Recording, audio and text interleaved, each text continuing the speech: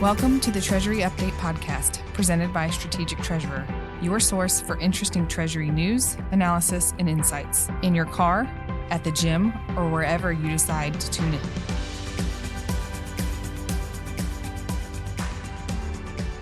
Welcome to the Treasury Update podcast. I'm your host, Craig Jeffery. I'm joined by Bob Stark from Kyriba. Bob, welcome to the Treasury Update podcast. Craig, thanks very much. It is great to be here. Bob, this episode is the 2026 Outlook. It's part of a series, as we talked about separately from this podcast. And the first question I have for you is, what do you see as the top three trends or predictions, developments, or things that you would advise people to be watchful or concerned about in 2026? So you can pick from any of those categories. My goodness, only three. Okay, I'll try and limit myself on this one, Craig, because there's a lot of interesting things out there. The top three trends that we're seeing in terms of keep an eye on, because they are going to accelerate in 2026.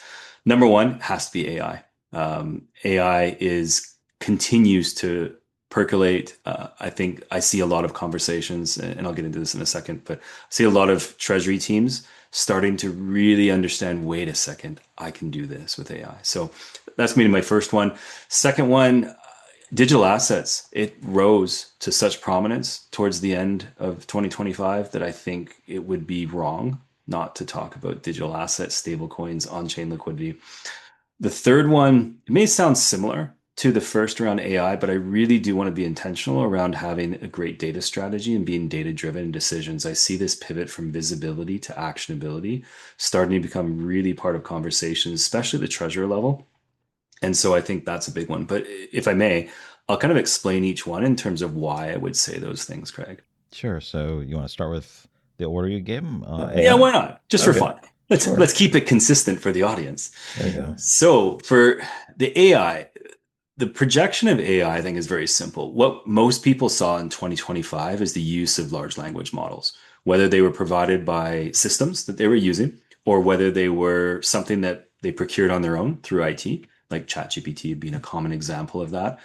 The use of LLMs, ask a question, get an answer, was started to proliferate. Now, I've seen the surveys, you probably have too, that the usage of those has been almost fully relegated to research, like ask a question, get an answer. So what is the policy of this? What does this FX analyst say? How do I enter a payment? Like there's a variety of different scenarios, but very relatively simple, ask a question, get an answer. And that's fine. That's a great starting point, especially for those that are listening that haven't quite broached using AI within their organizations yet. It's a great way to start, especially asking questions if you don't trust AI, asking the questions of, well, I already know the answer. AI, do you know the answer? And so I think that's what we started to see in 2025 and we'll continue to see for those that never adopted AI or really limited adopted AI. But it's this progression that I think is really interesting to keep an eye on. I won't belabor it. It's not an AI conversation, Craig, but just in terms of trends, it's understanding how we can start applying AI in terms of actions. And that's where we get into this word agentic AI. I just kind of say that code for it's AI doing tasks for you or executing processes within a workflow. And so this concept of stitching together agents to actually create a process that would be automating a lot of what treasury people do today, still human in the loop, of course, and et cetera, et cetera. But the point being is this concept of agentic, even though it's a very marketing kind of term, it's one that will start to take hold in 2026. I would, as any treasury team, either starting your journey or partway through your journey where maybe you use LLMs already within treasury, this is the next.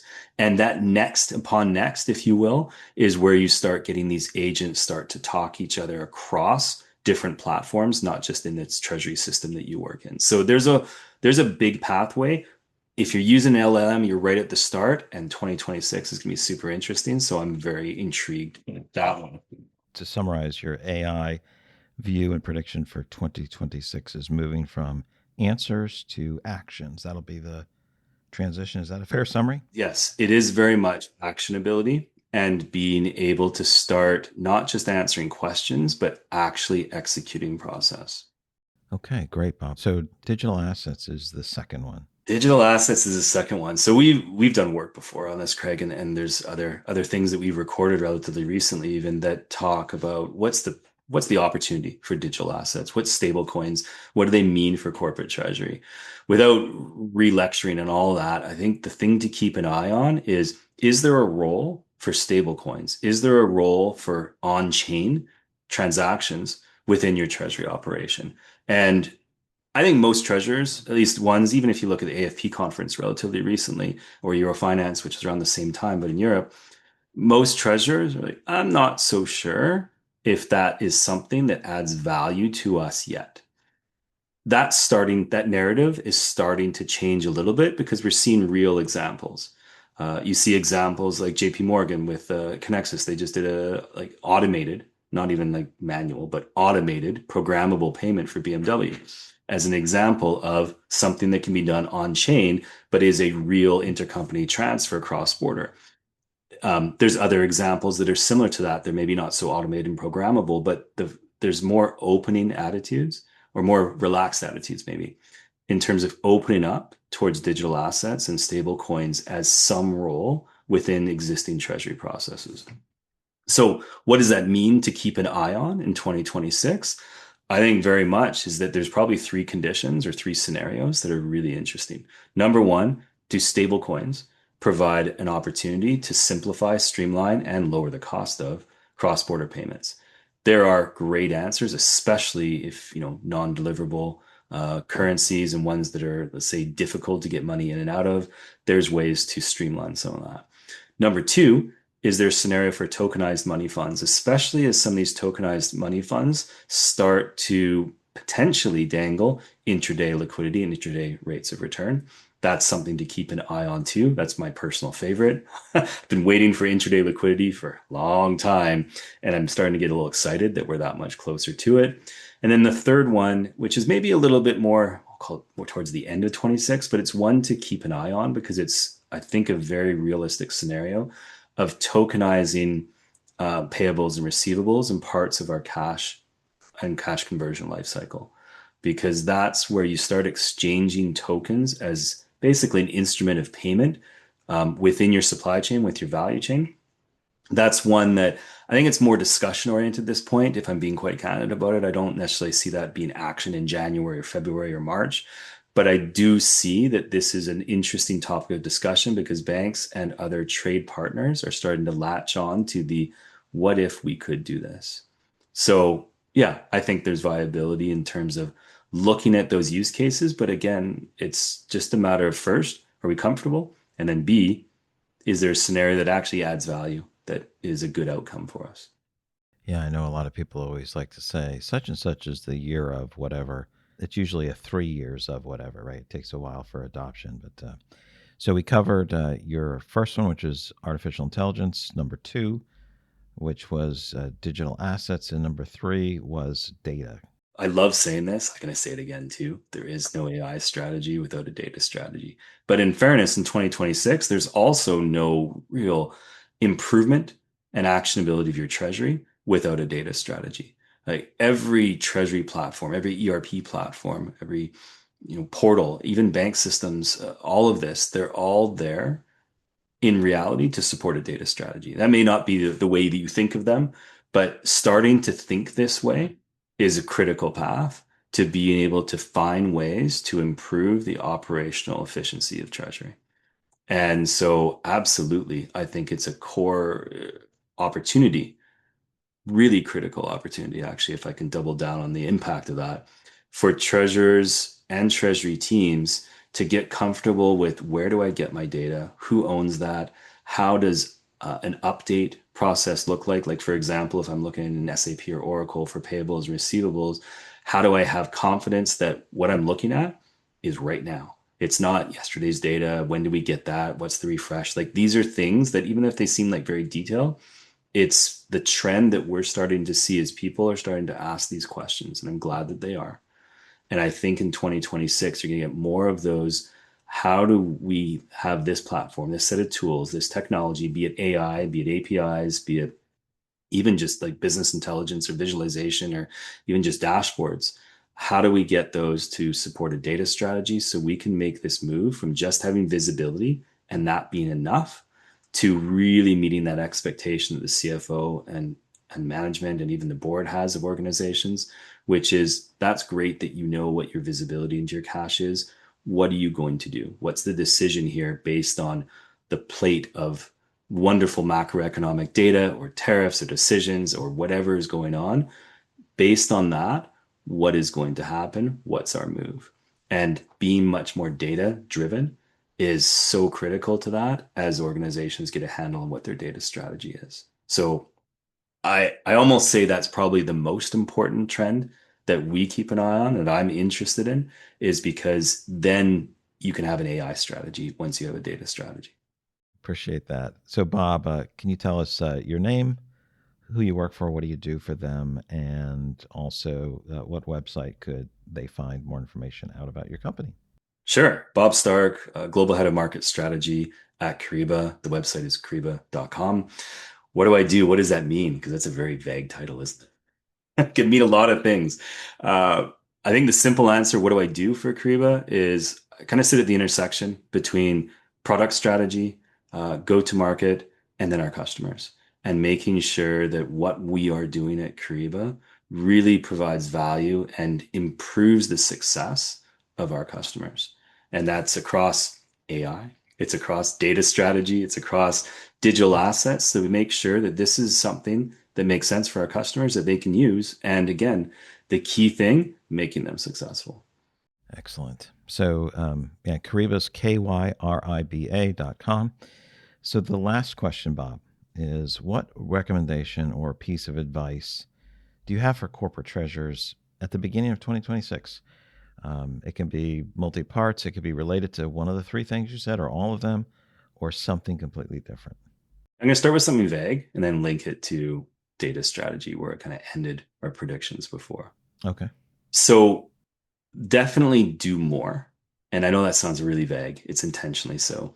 Doing more in 2026 than you did in 2025 is absolutely critical.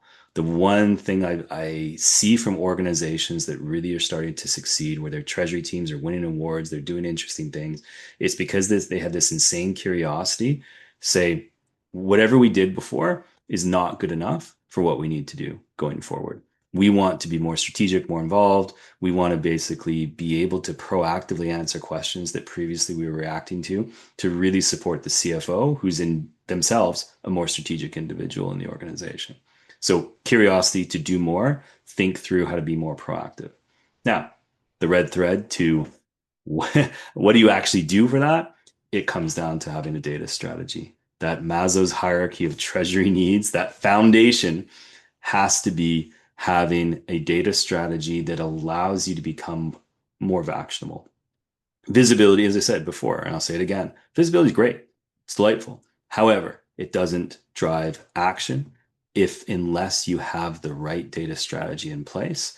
And unless you know the answer to why am I doing this, you're not going to keep investing time, resources, and honestly, that level of why do I want to do this at 6 o'clock at night versus go home, that level of curiosity and motivation comes from how can I unlock something very, very different than what I did last year. And so my opinion becomes the first thing you can do, the biggest favor you can do for yourself, and I'll go back to it, have a data strategy that really allows you to drive action. And that's going to be FX. It's going to be investing. It's going to be investing in maybe stable coins as an example. It's going to be changing your cross-border payments. It's going to be looking at your connectivity strategy, looking at your bank relationships, understanding why do I have 800 accounts when maybe I could have 200, or why do I have 200 when maybe I should have 800 in order to support cash mobility and liquidity mobility across the enterprise. There's a lot of things that are connected to this. But first things first, you have a data strategy, you put yourself in a great position to understand what is it that I can be doing better. I'm torn between saying this and not saying this. One is it really about doing more or is it about doing differently? Ooh, that's a good question. You know what? I often equate them, because maybe I should rephrase it though, because I like the way you asked that. Let's call it achieving more. I like it. Yeah. I certainly understood what you were saying. It's like you want to do more because you're redoing how you are approaching things. There's this intellectual curiosity and exploring it. So I really, really liked what you were saying. That was excellent. Bob, thank you so much for joining me on this episode of the Treasury Update podcast. My pleasure, Craig, as always. Thank you. This is part of the continuing series on the 2026 outlook, and I'm joined by Rod Young from Deluxe Corporation. Rod, welcome to the podcast. Thanks for having me. I appreciate it. So the first question has three components to it. This is for you to list what you see are three trends, predictions, developments, or things that we should be watchful or concerned about in 2026. You can pick from any of those categories. So feel free to list your top three. Okay. Well, I'm going to kind of keep with what the current talk track is right now in the industry. So, we can chat about AI. We can talk about faster payments, fraud prevention. I think all of those things kind of tie in together with some projects that I think a lot of organizations are looking at and can kind of be combined to make sure that they're taking full advantage of each one of those as a separate task, if you want to call it that, but kind of focus a little bit around, AI and what I'd like to do is see if we can talk a little bit more rather than toward the technology side of it, just the actual execution of getting some of these things on track. Because I know that in a lot of organizations, they're in a situation where they're dipping their toe in the water and they're trying things out, but they haven't gotten to that full project mode to make actual change within the organization. So would like to just kind of chat about those types of things that we have as far as trends that are going on in the industry, and rather than sticking with the standard talk around the technology and time frames and those kind of things, but talk a little bit more about how to get those things put into place and really focus on the people aspects of it. So Sure. So AI, fraud, and faster payments or immediate payments. So you're talking about projects, and then you're going to weave in elements of all of those. Is that the approach you want to do? yeah, Go ahead. That would be great.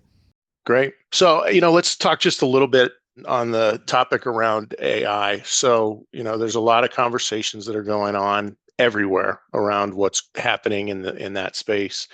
And one of the things that I've noticed as I've been having conversations with both practitioners and banks is that everybody's really focused around the technology, what AI would be able to do for the organization on an ongoing basis, just in assisting them to, develop new modeling and understand better their customer base and what AI can do from them from a technical perspective.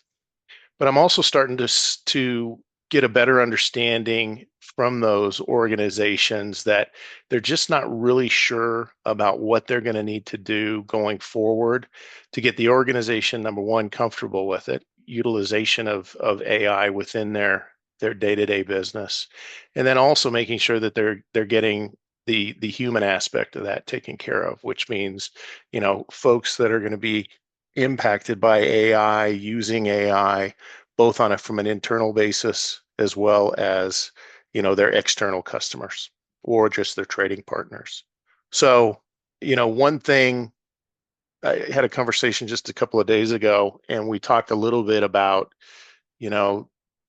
making sure that there's quality maturation around governance within AI, so that there's good business focused and good business purpose for what you're utilizing AI for. And this actually was a conversation that we were having around faster payments. So it kind of blended into, how do you bring faster payments into your organization and make sure that you're utilizing aspects of AI to manage fraud prevention within that, as well as doing analytics as payments are coming through along with the data that comes with them. So I think there needs to be a lot of evaluation and perhaps even different roles put into organizations to make sure that there's a good education process within the organization as to what exactly the guidelines are around utilizing AI, what the purpose of AI is going to be for that organization, and then just an ongoing conversation and effort around getting people comfortable with it. So I think that's one thing that going into 2026, companies are going to need to take a look at, both financial institutions as well as, practitioners within the treasury and finance space. So part of that is understanding what your goals and plans for AI and how it's going to operate. I guess when you were talking about it, it sounded like what are the guardrails or guidelines that are necessary to make it both safe and efficient, or is there something else there? Yeah, safe and efficient, and also, really useful. I think there's a lot of organizations that can spell AI, right? But I'm not sure that there's a lot of professionals that actually understand what it is, and how it actually will affect, their organization, their processes, the people within the organization. So I think just making sure that, they're taking a step back and actually looking at what those transitional triggers are going to be within their organization by making those types of changes. As things, move along quicker, you need quicker analytics. You need people that are not necessarily looking as closely at some of the transactional aspects of what they're doing in the payment space, and making sure that they have an understanding of what is being presented to them and how they can actually use it. So in 2026, will there be more focus on having people understand what to do with AI, how they're going to approach it, or is it more about the use of it with tech? I think it's more about the understanding of for the people within the organization of what is this thing, how are we going to utilize it, what is our plan to start to utilize it, institute it. I think in some instances, a lot of organizations that I'm hearing from are still looking at this from a standard project management perspective of, we need to finance, get resources, and start a project, to be able to do this. And I think there needs to be a little bit more of a cultural focus around that so that the entire organization understands it and they're educating themselves so that when they're building this technology out, as well as plugging it into some of the other different technologies that are coming out right now, that they actually understand what it's going to be. So it's not just a project that everybody needs to work on. It's actually a philosophical and cultural change that they need to go through in their organization. I guess as you described it, I keep thinking comprehensive. Look at it comprehensively don't look at it from a AI perspective or just immediate payments or fraud. What are you trying to do across the organization? Then focus on those different areas. That's Yeah, what are you solving for? I'm sure that you've seen it and have talked to plenty of people around any type of technology advancement. And, it's a tool, right? So you're usually just implementing the tool into your process to be able to be used. What I'm seeing and hearing is that a lot of organizations are starting to ask the question of, okay, why do we need to do this? How do we need to do this? And what are the actual end effects and what is it going to solve for? Other than it's going to, make things easier and payments are going to be faster and you're going to have better data and all of those kind of things. But what really is it going to do to transition the organization, especially within the financial space?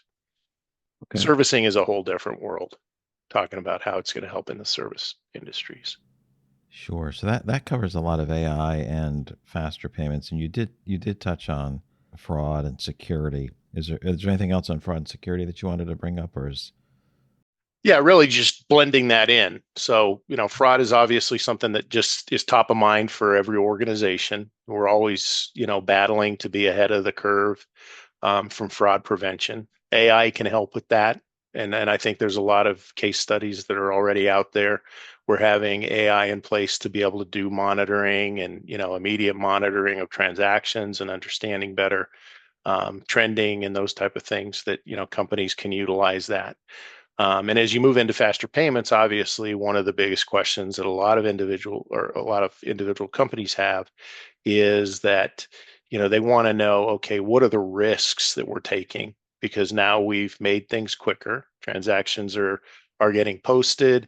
Hopefully, you're utilizing whatever you have available to you to make sure that you're closing out the transaction. So the data and the posting and all of those kind of things. But, does that create more effort around fraud that you need to be paying attention to?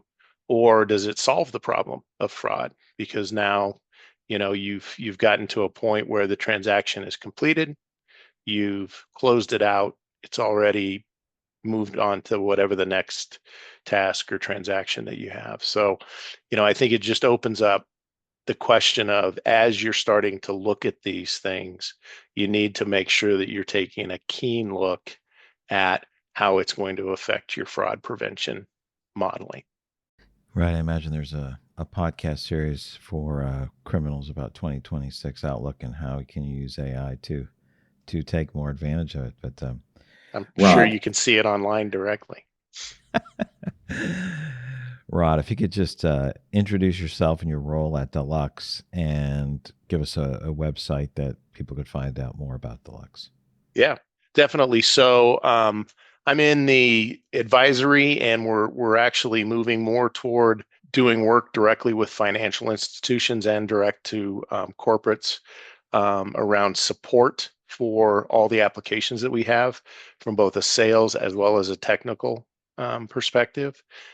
So doing exactly this, going into organizations and banks and helping them understand as they start to apply, not just our technology, but other technology that they're bringing in, the things that they need to make sure that they're looking for. So that's what I'm doing within Deluxe. As far as contacting through Deluxe, deluxe.com is the entry point for everything that we have. So if you're looking for more information around what we're doing in these areas, you can go to deluxe.com. Excellent. Thank you. So the last question, Rod, is about advice or recommendation that you would have for someone in finance, someone in treasury, as we begin 2026. So limit yourself to one. You can have parts of it, but one recommendation or piece of advice. It can be related to what you talked about before, or it could be something different. But feel free to offer your key piece of advice. Yeah, I think my key piece of advice, and this may sound, not quite as incredible as a lot of people, would like advice to be. I think organizations just really need to take a step back and understand what it is that they do clearly, and understand what it is that they're trying to solve for. So what are they really trying to accomplish? And make sure that as they look at that, when they're applying technology and changes in payments, that fits what their needs are. I think I've had, probably in the last 2 months, conversations with a lot of organizations that have gone head first into technology changes, and came out the back end of those projects with not quite what they were looking for. So really kind of taking the time in the front end of any type of effort to make a change within the organization, and truly understanding what you want the outcome to look like. Excellent. Well, thank you, Rod, so much for joining me on the Treasure Update podcast. Hope you have a great day. All right. Thanks, Craig. I'm joined with Debbie Cunningham from Federated Hermes. Welcome to the podcast, Debbie. Thank you.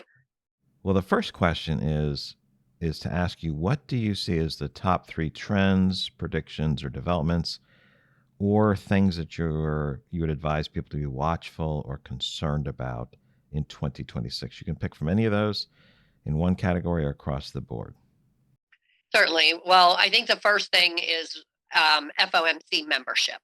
So this goes from the chair to the voting members to the general membership, really the entire makeup of the committee.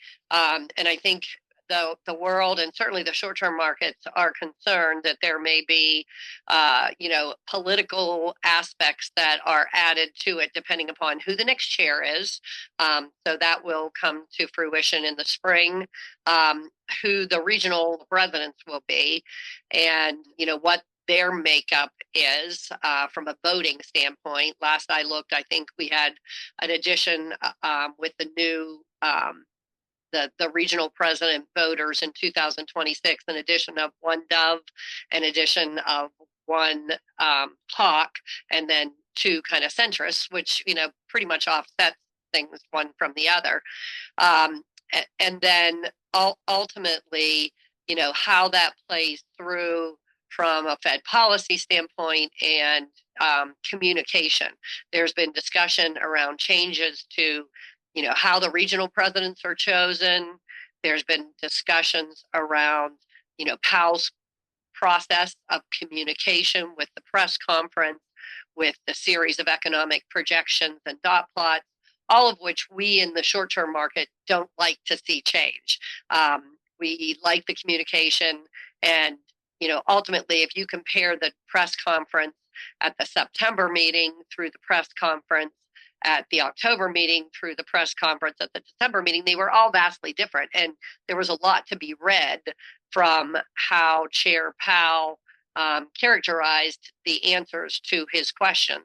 And I think the market gains a lot of knowledge from even that type of communication, which is impromptu and in a Q&A basis. So we would prefer the communication aspects of it remain similar, if not maybe even enhanced a little bit more. And ultimately, when we look at who we think are still the 5 candidates for the chairman job to replace Chair Powell, all 5 are appropriate candidates. They all 5 have the correct pedigrees.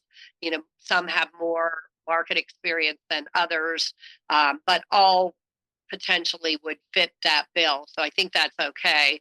And then a big question in everyone's mind is, since Chair Powell's actual term on the committee doesn't expire for another 2 years, will he stay on? Or will he open up another position for an appointment from President Trump? So all of those things I think are very important for the calmness and the stability in the short-term markets as we go forward into 2026. Okay, so number 1 is FOMC, right? So what's your number 2? So the second 2 are definitely different. Number 2 would be, basically continuing to try to figure out how tariffs are affecting inflation. We've been waiting for it to happen. The original announcements back in April never really came through, but then they were negotiated away to a large degree. But there is a math in this. It's not an exact math or science, but there is a math in this that shows that tariffs have not completely hit in the context of where inflation is. And maybe that's because the sellers are bearing more of it than had been necessarily expected, or the manufacturers, and that it's not hitting from a consumer standpoint as much, but it should hit either PPI or CPI unless it's being borne almost entirely by the sellers. So we just feel like we haven't seen that yet. And so we're going to continue to watch and wait for that, and think it will be a driving force as far as interest rates go in the short-term markets.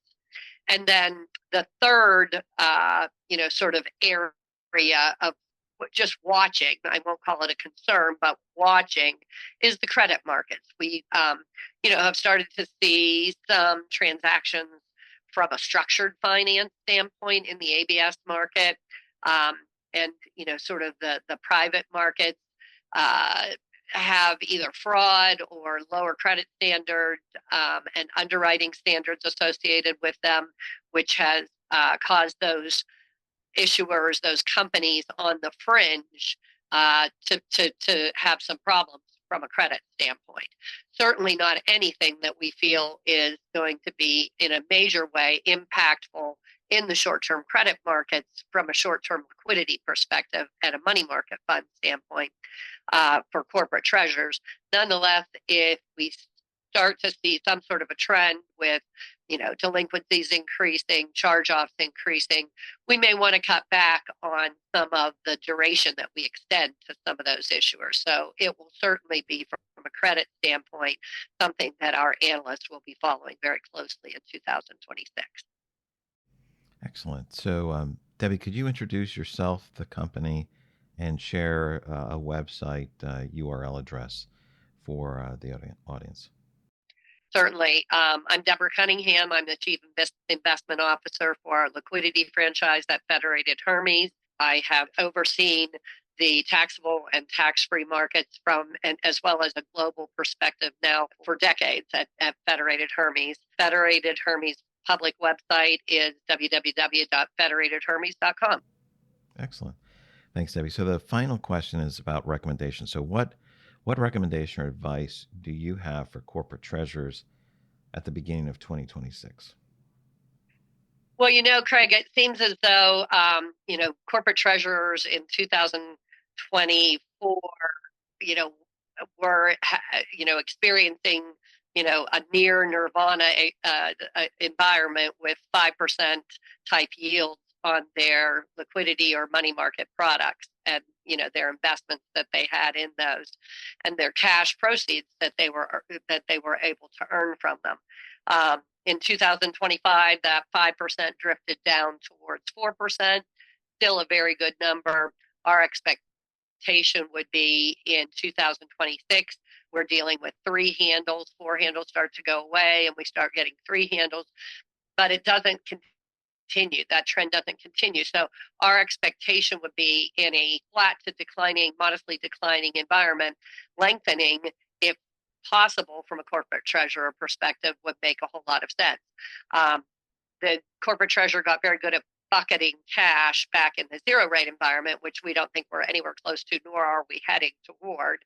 But, whether you're talking about operating cash, strategic cash, core cash, some of the lengthier portions of that we think could be maximized a little bit better by taking the weighted average maturity on those sections out a little bit. So, going from a money market product maybe to a micro short or an ultra short type of product, or the securities underlying would make a little bit of sense in order to keep those 4 handles for as long as possible.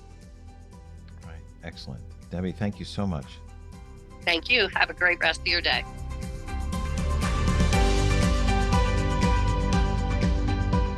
You've reached the end of another episode of the Treasury Update podcast.